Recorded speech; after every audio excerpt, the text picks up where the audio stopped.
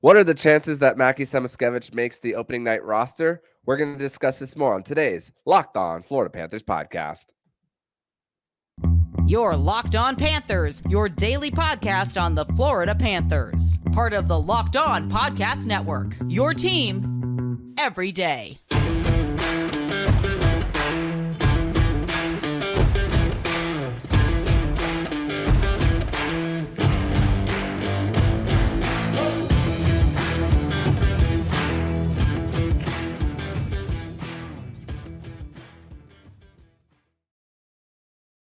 And welcome into this Wednesday, September 6th edition of the Locked On Florida Panthers podcast, part of the Locked On Podcast Network, where it's your team every day. Thank you for making the Locked On Florida Panthers podcast your first listen of the day. I'm Armando Velez. You can follow me on X at MondoMan12. Follow the show account on X and Instagram at LO_FLA Panthers. And shout out to the everydayers who come back here and get your daily Florida Panthers fix. And today's episode is brought to you by Birddogs. Go to birddogs.com/lockedonnhl or enter promo code LockedOnNHL for a free water bottle with any order. You won't want to take your bird dogs off. So, Cats fans, it is a Wednesday, which means it is a Winans Wednesday edition of the show. And not only is it a Winans Wednesday, but the man is back stateside from across the world. Jacob Winans is here. Jacob, welcome back to Locked On Panthers and back home. Thanks for having me. Super excited to get back to it. Had a ton of travel, trying to shake off the jet lag, but always ready to talk some hockey. Yeah, 12 hours difference between you and I, and even recording one of the shows with us being 12 hours apart, but very thankful that you and I were able to do so when you were over there in the Philippines. And just one word, only a few words that I know in Tagalog, which is mahal kita, which means I love you. So those are the only few words that I know in that language. But let's go right into the hockey here on today's show. So training camp is approaching, and we are just maybe from this time 2 weeks away from the start, with an expected time of September 19th or 20th. Likely September 19th is media day. September 20th will be the start of training camp for the Florida Panthers. And it just, I ran a poll today on the Locked On Florida Panthers Twitter and Instagram, or X, excuse me, and just asking the question: what are the chances that Mackie Samoskevich makes the NHL roster on opening night? And let's also rewind a little bit to development camp, that Jordy Kinnear, the head coach of the Charlotte Checkers, who had some time to work with Mackie Samoskevich, who Mackie went through three different types of postseasons in a few months span with Michigan, the Charlotte Checkers, and of course being a black ace with the Florida Panthers. So a lot of he was kind of like a sponge, especially when he was with the Florida Panthers to their run to the Stanley Cup final. Got a few games in him when he signed that PTO with the Charlotte Checkers. Played with them in the postseason as well. Did not register a goal, but he was definitely someone who drove play for the Checkers. But I just want to ask you, Jacob, what and the thing is, I know what your answer is because I saw that you voted on the Instagram part of the poll. But tell the audience what the chances are of Mackie Samoskevich making the opening night roster.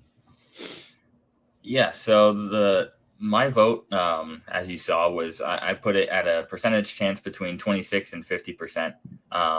Personally, I think it's sub 50.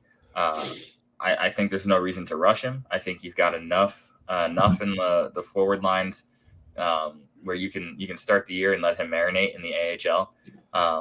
Whether he starts with the big club or not, I think it's a foregone conclusion. He will definitely play NHL hockey this year at some point. But for me, I think he starts in the AHL because I think Grigory Denisenko gets the nod early. I think he's going to get the first crack at making the roster as an extra forward, or even getting a shot on the third line.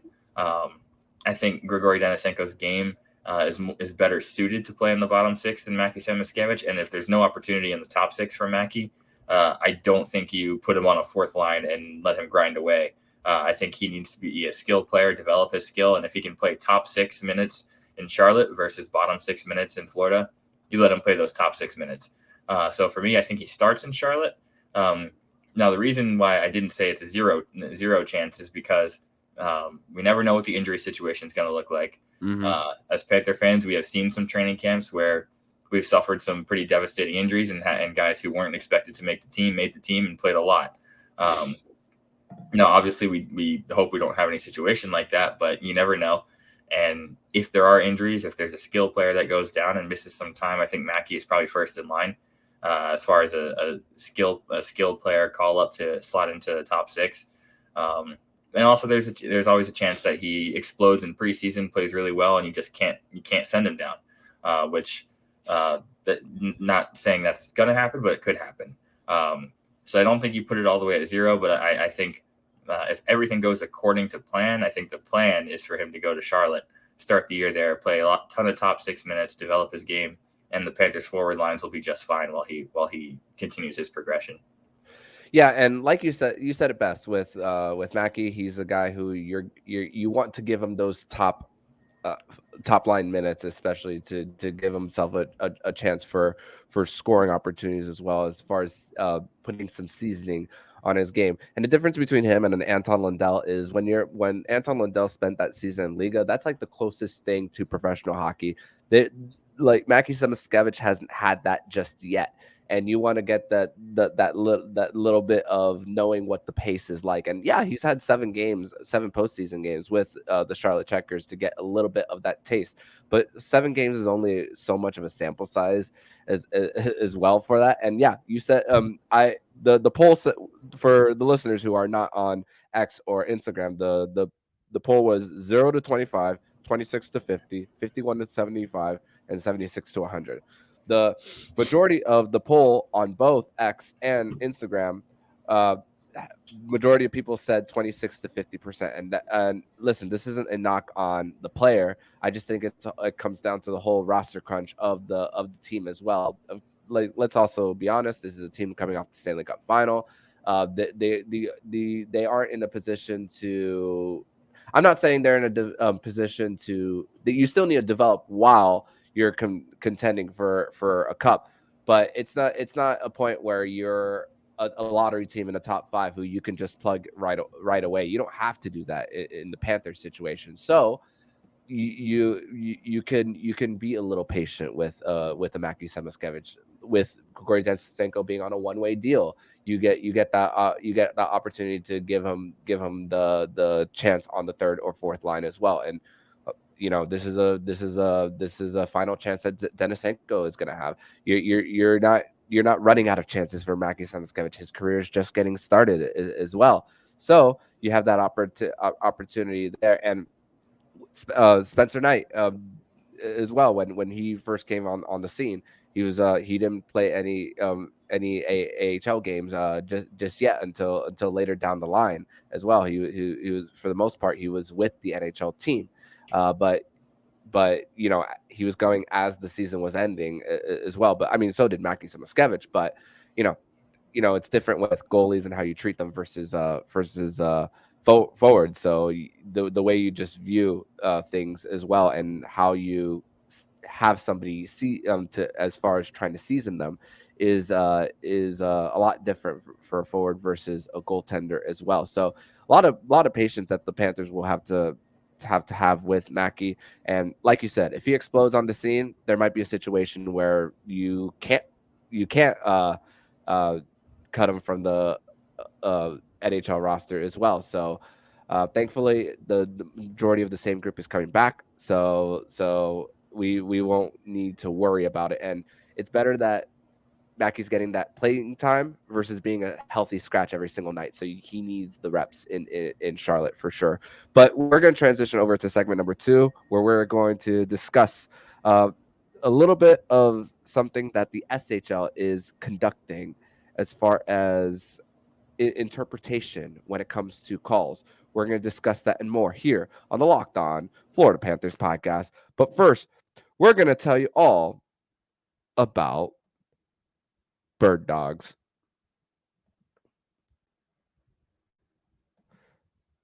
And Birddogs make you look good. Birddogs stretch khaki shorts are designed to fit slimmer through the thigh and leg, giving you a truly sculpted look. Birddogs shorts do the exact same thing as Lululemon, but fit way better. They fit way better than regular shorts that are made of stiff, restricting cotton. Birddogs fixed this issue by inventing cloud knit fabric that looks like khaki but stretches so you can get a slimmer fit without having to sacrifice movement. Birddogs are functional in any occasion. Go to birddogs.com/LockedOnNHL or enter promo code LockedOnNHL at checkout for a free Bird Dogs water bottle with your order. That's birddogs.com/LockedOnNHL for a free water bottle at checkout. You won't want to take your Bird Dogs off. We promise you. Segment number 2 here on this Wednesday, September 6th edition of the Locked On Florida Panthers podcast. Thank you once again for making the Locked On Florida Panthers podcast your first listen of the day, especially here on a Wine-Ins Wednesday. And I want to say a public congratulations to Brandon Montour and Adam Henrique for raising $100K in their charity golf tournament this past week. So congratulations to them. And if you are a Florida Panthers / Marlins fan, you could catch Sam Reinhart throw out the first pitch tonight at the Miami Marlins versus Los Angeles Dodgers game, as it's Florida Panthers Day at the ballpark, as they will be giving out a shirt that says 1993 with half of it Florida Panthers colors, half of it Miami Marlins colors. So a chance to celebrate both teams in one night. So Jacob, so the SHL is doing something different this season.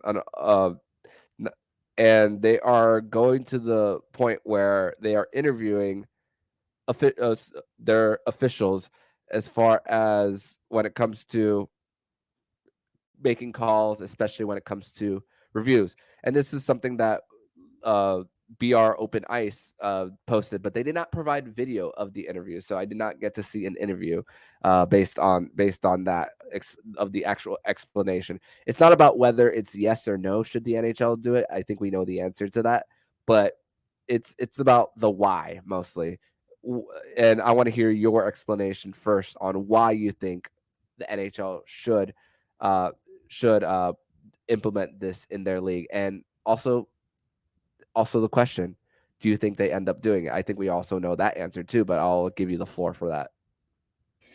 Yeah, so it's an obvious yes, they need to do this, and we're past time for adding this to the NHL. And if you ask me if I think they will, of course they won't. The NHL is 100% going to protect their officials. They're going to shield them from as much criticism and controversy as they possibly can, unless it slaps them in the face, like Tim Peel getting caught on a hot mic planning a penalty. At that point, you can't really do anything about it. But until someone slips up like that again, the NHL refs are not going to face a ton of accountability, and it's really a shame, because I think hockey, more than any other sport, the refs really can determine the outcome of a game, because goals are hard to come by, and a missed penalty or a penalty that is called that shouldn't be called, that can change a game, that can change a season. I mean, look at the Panthers. If the Panthers lose to the Bruins in Game 7 on that David Pastrnak dive, where he didn't actually get hit with the high stick, dives and draws the power play. If the Panthers lose that series because of that missed call, we're talking about it all offseason. We've seen it happen before. The Trocheck was tripped. Imagine if the referee had to answer questions after that game about why did you not call that tripping. I think refs would be a lot more careful about the calls they make. I think it would increase accountability. If it's the same way a player. If a player has a bad game, he doesn't get to hide from the media. He has to face the media. He has to answer questions about his performance. And I think refs are no different. Refs determine the outcome of games almost as much as players do in some cases, and the fact that they get to do that without any kind of accountability or having to answer questions about their performance, their rationale, I think it's a little bit unfair. But I will also say that it doesn't have to completely be a negative thing either. Yes. A lot of times referees get the calls right, and the same way a player can be commended for having a great game, and questions are asked in the post game about their positive performance. The same could be said to and about referees as well, because there are a lot of tough calls that referees make or don't make, and there's no way that those would go unnoticed and that these press conferences would just be bad. A well officiated game would definitely be recognized, and I think exposing referees to post game media, I think it's fair, and I also think it has positives and negatives for refs, but it's something that players have to deal with, and referees I think should be no different in that aspect. I think it would help the game, it would help transparency, it would help accountability, and quite honestly, it would offer fans a much better perspective of what goes into officiating a game and what the referees are seeing and thinking out there. So I don't want to take up too much more time on it. I want to let the actual referee speak. So we'll see what your opinion is as an actual referee, what you think about this. I think for when it comes to the conversation as well, I also think that they should go inside the hood to actually know what the conversation is when it comes to the replay center in Toronto as well. Not necessarily do it live, but see what they talk about and then post it after the fact of why this is a goalie interference or not when it comes to a review of a call as well. I don't think it should be just something that should be just a penalty that is just raising the arm up for a trip, but something that, especially when it comes to a review of why it was, especially if a call is reversed, that's that you might not necessarily agree on. I mean, think about game one of the Eastern Conference Final. Ryan Lomberg comes back and we're having a different conversation possibly if the Panthers lose that game, in which ended up being quadruple overtime for the Panthers, but could have ended 3 hours earlier, and we could have all had some sleep too, obviously, after that game one of the Eastern Conference Final. But think about the different conversation that we would have had about that game, and having to discuss more about it. And I think we could all, I mean, depending on the fan as well. As a person who's a sports official as well, I and as a person who's a human being and talks to these coaches, and these coaches get a human side out of me. The fans that I referee in front of, they don't know the personal side of me and why I process things the way that I do. And the same thing goes to these guys, the TJ Luxmores, the Wes McCaulays, you name it, the guys who are very known for in the NHL. You get to get more of a personal side of why they do, and maybe a chance for a little bit of empathy as well for why they do. It's like, okay, maybe I do, and maybe take our fan glasses off a little bit too when it comes to it as well. So I think that it's a great idea for the NHL to have.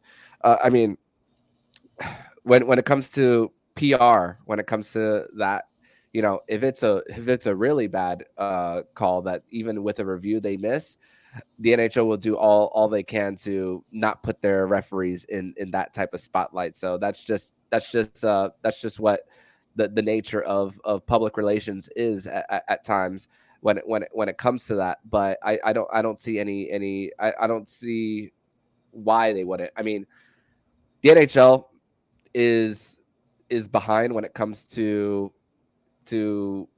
catching up with the other sports leagues when it comes to modernizing stuff. So we're likely not going to see this in the NHL first. If anything, it's the three other major sports that we're likely to see first before we see it in the NHL. But the SHL is setting a great example as far as progressing in this case. I agree, and I think the point you make on just some empathy from fans, I think if the greatest reason to actually consider this for the NHL is that exact point. If a referee makes a bad call or misses a call or something, and they see the replay of it, and they go into their post-game press conference and they take accountability and they say, I don't have an excuse for that one. I missed it. It was a bad call. I made a mistake. I really think there'd be so much less hatred and disdain for referees. I think if a referee has a chance to take accountability and even say, yeah, this wasn't my best night, I didn't have a great game today. Players do that all the time. And fans don't hate players for a bad game. If anything, fans appreciate a player who takes accountability when their performances aren't up to par. And if a referee is given a chance to do that, I think it shows the human side, and you do get some empathy out of fans who can maybe understand it might have screwed my team tonight, but this referee took accountability for not being at his best tonight, and we can move on from it. And I think referees deserve that opportunity. If I'm not mistaken, the NBA does a last 2-minute report, something like that. Yep. I don't know if they still do it, but they do. Yeah. At least that could be a start in the NHL. A final minute report, something like that, or last 5 minutes for the NHL. And it's crazy. I even think of Game 4 of the Eastern Conference Final, where Gus Forsling is breaking out of the zone, and then Jordan Staal trips him, but the hand goes up very late. As far as that, it was close to even not being called.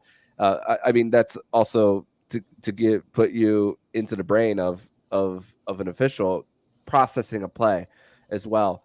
It did advantage / disadvantage is what the thought process is like, okay, Gus Forsling clearly was disadvantaged when it came to breaking out of the zone.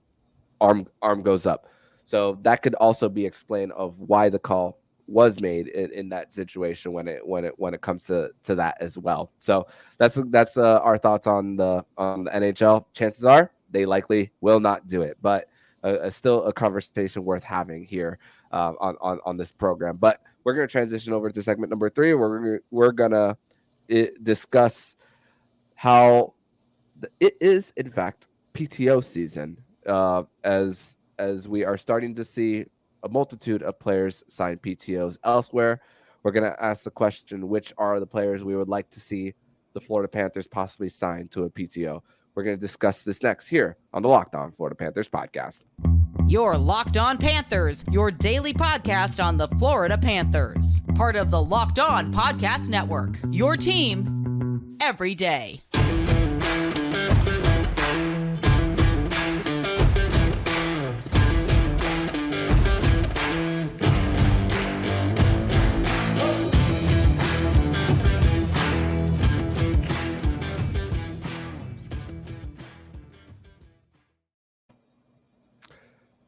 Third and final segment here on this Wednesday, September 6th edition of the Locked On Florida Panthers podcast. Thank you once again for making the Locked On Florida Panthers podcast your first listen of the day here on a Winans Wednesday edition of the show. So, Jacob, this is the time of year where prior to training camp, this is like the second wave of free agency, where you're starting to see the older players who didn't get the chance to cash in on free agency, even on a 1-year deal. I mean, the majority of teams are up against the cap as well. I mean, I hope that we see less of these come next season. But as of right now, there are 24 players who have been signed to a PTO, and it really basically started the last few weeks. Some notable names who have been signed to a PTO is Zach Kassian with the Anaheim Ducks, Mark Pysyk, former Panther, and Stan Gagne going back to Edmonton. Spent a few years in Detroit recently, but going back to the Edmonton Oilers on a PTO. And we've seen the Florida Panthers play with this experiment last season with Eric Staal. Unfortunately, had to release him from the PTO due to only being able to carry 20 players, but with Ekblad going on LTIR, it gave him an opportunity to bring Eric Staal back. So, but before we even get to the other names that we would like to see sign possibly a PTO with the Panthers, there is a player who is willing to end his Ironman streak in order to sign with the team, and that is right winger Phil Kessel, as the first ever player to play 1,000 consecutive NHL games, broke Keith Yandel's record. And the fact that the Panthers could possibly bring in a Phil Kessel, and the fact that he said that publicly as well, is we don't have to have this PTSD when it came to the Panthers and their handling of Keith Yandel's Iron Man streak. So that's a sigh of relief when it comes to that.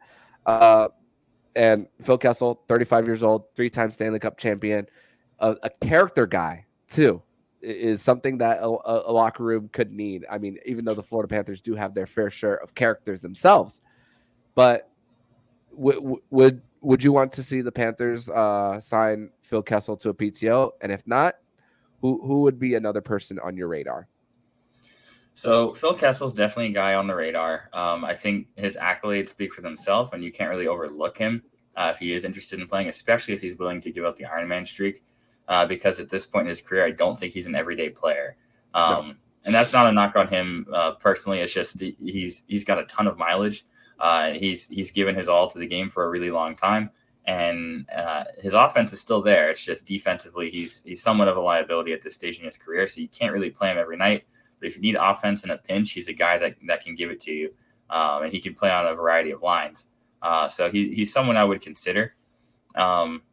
But when looking at the list of current free agents, there's a number of guys that are bottom of the lineup, grittier type players that I think you could take a look at. One of those guys who's not one of those grit guys, but if he's interested in a PTO, I would definitely look at Tomas Tatar. Yes, I have him written down too. I don't know that he would be interested in signing a PTO. I think he could probably still get a guaranteed offer. So I don't know that he'd be interested in signing a PTO, but if he is looking to play in the right situation where he can compete, where he can win, and where if the Panthers are, as expected, going to use some long-term IR cap space, you could use it. You could get him on a PTO and then sign him to an actual contract as soon as the season starts and you have a player hit long-term injured reserve. So Tomas Tatar is a guy that I would look at. Other guys on my list, I've got Ethan Bear. I've got Adam Ernie. I've got Tyler Mott, who's a guy that I really like as a bottom six option. So those are some of my early picks, and then just a couple more names to throw out there that I'd be interested in. Former Panther Derek Brassard is a guy that I would look at. I've got another former Panther. Not sure how realistic this one is, but a guy that I just personally liked when he was with the Panthers, Jace Howerluck. I've got Ryan DeZingle, and this one, obviously very unlikely to happen, but I feel like we owe it to him. Currently a free agent, Buddy Robinson. Get Buddy in on a PTO. We need Buddy Robinson. So it's funny because I wrote Buddy Robinson, but I wrote XD as in laughing, sense of it. Only played 9 games last year, but the one of the games that he did play really helped the Panthers get to the postseason. But so that would just be for giggles and all that. But unlikely when it comes to that. Another one, I have Tomas Tatar on my list as well. 32 years old, still pretty young for him. Yeah, and average half a point a game, and like productive. You said, and like you said, I don't think he's under the belief that he believes that he probably still has a lot left, that he could get a guaranteed contract one way, and maybe a team ponies up and offers something like that. But something that with the Panthers, for the most part, getting their lineup together and all that, I think that it could be they probably, maybe, no reporting on this, reached out to Tomas Tatar on that. Another one I do have is Maxime Comtois, who was recently with Anaheim Ducks. That's another one who interesting. Who is one that I would like to possibly see the Florida Panthers bring in. Still a young guy as well. Zach Parise, no, I'm not interested in Parise at his age right now. But even though this guy is around the same age as Zach Parise, just because he's someone who's played under Paul Maurice before and someone that we've spoken about last season, is possibly Paul Stastny, who you can never have enough center depth, and the fact that you could, even though Steven Lorentz is looks to be the fourth line center for the Panthers this coming season, no guarantees that Paul Stastny would make the team, but someone that would maybe be worth bringing in at least for training camp. And the guys like a Patrick Kane and a Jonathan Tays are out of the question. Patrick Kane is still looking for a one way deal as well as he's recovering from his injury. And Jonathan Tays already said that he is not going to be playing this upcoming season. So those guys are out of the question if you are looking at the notable free agents here. There is one more that I wanted to ask you about personally. And I don't know what his health status is currently because I know there were reports of double hip surgery or something along those lines. But Jesse Puljujarvi is currently a free agent. If his health permits, is that a guy you take a swing on a PTO or a short 1 year, 2-way deal, see what he might be able to offer? It can't hurt. And yeah, he was traded to the Carolina Hurricanes for a not so good return. Jesse Puljujarvi, when he was traded, it was kind of like a depreciating asset, kind of like a car. The longer you had him on your team, the less value there was for him. And really, he wasn't really a factor there with Carolina.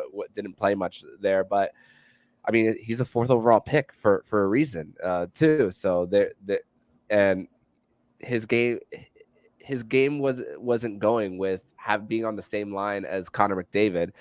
And, after a certain point, you kind of know who a person is. And if you can't get going with Connor McDavid, I mean, that speaks volumes. I mean, it's a very hesitant yes when it comes to Jesse Puljujarvi, but it would be very low expectations. If they sign him to a PTO and he ends up being released, no surprises there. I'd agree with that. I think for me, it's 100% dependent on his health. If he's healthy enough to come in training camp and contribute, or at least try to make the team, I think he'd do it. And my rationale for that is he's 2 years younger than Mason Marchment was when he broke out with the Panthers after doing really nothing in his career before the Panthers really unlocked him. And I see a lot of similarities in Puljujarvi's game, his size, his play style. I think if with the right coaching, the right development plan, I think you could maybe, not saying he could become Mason Marchment, but you could actually turn him into a contributing part of a lineup. But it's 100% health dependent. And if the reports are true that he did have double hip surgery and he might not even be ready for training camp for this season, then obviously you'd have to pass. But if he's healthy enough, I think as far as this list goes, aside from maybe Ethan Bear, I can't think of anyone else on this list with more possibly untapped potential. So it's someone I would look at for sure. Yeah, 6'4", 201 pound, definitely a guy who can bring the physicality as well. But yeah, all health dependent when it comes to Jesse Puljujarvi. So again, if we see that he's unsigned and not even to a PTO, then there's our answer based on his health. I don't think we'll need national reports when it comes to the status of him for sure. So we'll definitely know. But Jacob, I want to thank you so much for joining me once again on this Winans Wednesday edition of the show. Great to have you back stateside here, and tell everybody where they can follow you online. Yep, you can follow me at on X at JacobWinans8. Definitely going to be talking Panthers hockey there and back here next Wednesday. Awesome, man. Thank you so much, and see you next week, my friend. Looking forward to it. Thanks for having me. And if you like what you're hearing, please subscribe to the podcast to be notified every single time the Locked On Florida Panthers podcast jumps into your podcast feed. Don't forget to also subscribe to the other shows on the Locked On NHL network, including Locked On NHL, Locked On Fantasy Hockey, Flip Livingstone, and Steel Roden, and Locked On NHL Prospects. Thank you for making the Locked On Florida Panthers podcast your first listen of the day. And every dayers, make sure you come back for Friday's edition of the show, where it is a Fairbanks Friday edition of the Locked On Florida Panthers podcast.